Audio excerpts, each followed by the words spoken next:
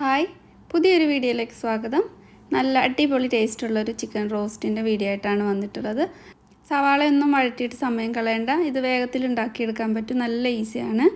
അപ്പോൾ ഞാനിവിടെ ഒരു കുക്കർ അടുപ്പത്ത് വെച്ചിട്ട് അതിലേക്കൊരു 1.5 ടേബിൾ സ്പൂൺ വെളിച്ചെണ്ണ ചേർത്ത് കൊടുത്തിട്ടുണ്ട്.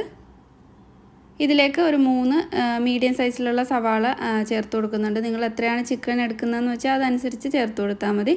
ആവശ്യത്തിന് ഉപ്പ് ഇട്ട് കൊടുത്തിട്ടുണ്ട്. ഇനി ഇതിലേക്ക് ഇഞ്ചിയും വെളുത്തുള്ളിയും ചതച്ചതാണ് ചേർക്കുന്നത്.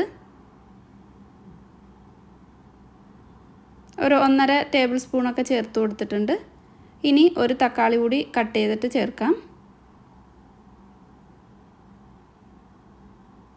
കുറച്ച് കറിവേപ്പില ഒന്ന് നുള്ളിയിട്ട് കൊടുത്തിട്ടുണ്ട്. എന്നിട്ട് ഇത് നന്നായിട്ടങ്ങ് മിക്സ് ചെയ്തെടുക്കാം. സവാള വഴറ്റിയൊന്നും എടുക്കണ്ട, ഒന്ന് ആ ഒരു ചൂട് അടിയിൽ കൂടുതൽ കരിഞ്ഞു പോകാതിരിക്കാൻ വേണ്ടിയിട്ട് ഒന്ന് മിക്സാക്കി എടുത്തിട്ടേ ഉള്ളൂ. അതിലേക്ക് 1 ടീസ്പൂൺ മുളക് പൊടിയും ഒരു 1/4 ടീസ്പൂൺ മഞ്ഞൾപ്പൊടി കൂടി ചേർത്ത് കൊടുത്തിട്ടുണ്ട്. പിന്നീട് മുളക് പൊടി ചേർക്കുന്നുണ്ട്. എന്നിട്ട് നന്നായിട്ടങ്ങ് മിക്സാക്കി എടുത്തിട്ട് ഇതിലേക്ക് കുറച്ച് വെള്ളം കൂടി ചേർത്തിട്ട് ഇതൊന്ന് വേവിക്കാനായിട്ട് വയ്ക്കാം. ഇപ്പോൾ സവാളയൊക്കെ ഒന്ന് ചൂടായി വന്നിട്ടേ ഉള്ളൂ. കുറച്ച് മാത്രം വെള്ളം ചേർത്താൽ മതി. എന്നിട്ട് ഇത് അടച്ചു വെച്ചിട്ട് 1-2 വിസിൽ കേൾപ്പിക്കാം. സവാളയൊക്കെ ഒന്ന് കുക്കായി കിട്ടണം. സവാള ഒന്ന് വെന്ത് വരുന്ന നേരത്ത് ഇതിലേക്കുള്ള ചിക്കൻ ഒന്ന് മാരിനേറ്റ് ചെയ്തെടുക്കാം. അപ്പോൾ ചിക്കൻ എടുത്തിട്ടുണ്ട്, കഴുകി വൃത്തിയാക്കിയിട്ട് അതിലേക്ക് ആവശ്യത്തിന് ഉപ്പ് ചേർക്കുന്നുണ്ട്. എരിവ് അനുസരിച്ചിട്ട് മുളക് പൊടി ചേർക്കാൻ ഞാനിവിടെ കാശ്മീരി ചില്ലിയാണ് ചേർത്തിട്ടുള്ളത്. ഒരു 1.5 ടീസ്പൂൺ ചേർത്ത് കൊടുത്തിട്ടുണ്ട്. ഇതിലേക്കിനി മഞ്ഞൾപ്പൊടി ചേർക്കാം. ഇതിലേക്ക് ചേർക്കുന്ന മുളക് പൊടിയും കുരുമുളകിൻ്റെ പൊടിയൊക്കെ നിങ്ങളുടെ എരിവ് അനുസരിച്ചിട്ട് അഡ്ജസ്റ്റ് ചെയ്താൽ മതി. കുറച്ച് ഗരം മസാല ചേർത്ത് കൊടുത്തിട്ടുണ്ട്, ഒരു 1/2 ടീസ്പൂണൊക്കെ മതിയാവും.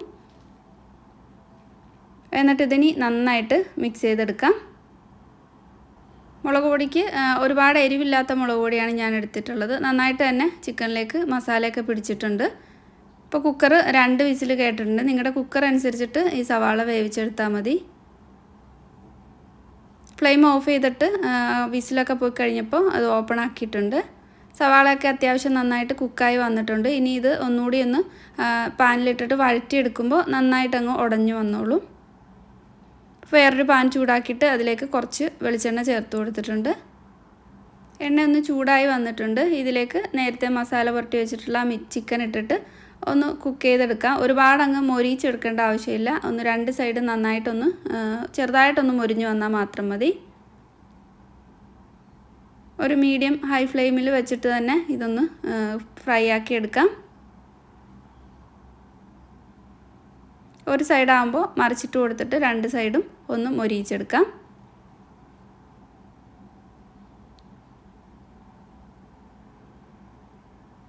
ആദ്യം ഇട്ടത് റെഡി ആയിട്ടുണ്ട്. ഒരു 1/4 ഭാഗം വേവിച്ചെടുത്താൽ മതി ചിക്കൻ. 2 വട്ടമായിട്ട് ഇട്ടിട്ടാണ് ഫ്രൈ ആക്കി എടുക്കുന്നത്. ചിക്കൻ എല്ലാം ഫ്രൈ ആക്കി എടുത്തിട്ടുണ്ട്. ഇനി എണ്ണയിൽ നിന്നും കോരി മാറ്റാം.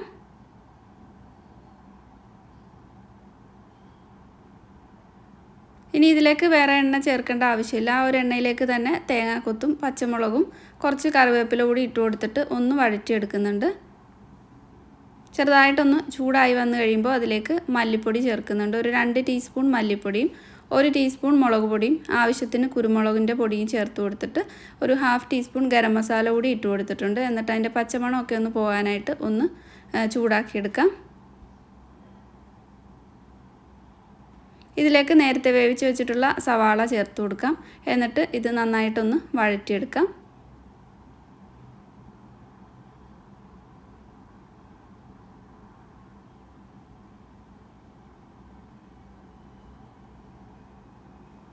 ഈ ഒരു മസാലകളൊക്കെ സവാളയിലേക്കൊക്കെ നന്നായിട്ട് പിടിച്ച് പിന്നെ ഈ സവാളയും കുറച്ചുകൂടി ഒന്ന് വഴന്ന് വരണം. അതുവരെ ഇതൊന്ന് ഒരു 1-2 മിനിറ്റ് ഒന്ന് വഴറ്റിയെടുത്താൽ മതി. ആവശ്യത്തിന് ഉപ്പ് കൂടി ഇട്ട് കൊടുത്തിട്ടുണ്ട്. നിങ്ങൾക്ക് കൂടുതലായിട്ട് ഗ്രേവി വേണമെങ്കിൽ പിന്നീട് ഇതിലേക്ക് തിളച്ച വെള്ളം ചേർത്ത് കൊടുത്താൽ മതി.